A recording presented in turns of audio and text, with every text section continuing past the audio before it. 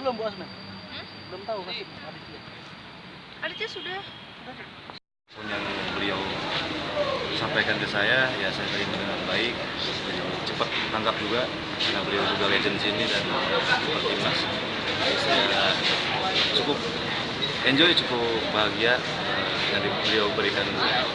Metode latihannya terlalu keras apa gimana? Enggak ya, dia lebih ke santai, tapi fokus, tetap kerja keras di latihan. Ya beliau kasih mungkin ilmunya dulu waktu dia lagi. Terus gimana nih persaingan di 3 kiper ini? Kebetulan saya nggak pernah merasa bersaing dengan siapapun, jadi siapapun yang terbaik, ya siapapun yang main, saya dukung 1000%, dan maaf juga kalau saya main, ya mereka harus dukung saya 1000%. Ini target di Sri Aceh seperti apa? Saya nggak target muluk-muluk juga, yang penting setiap pertandingan menang. Oke.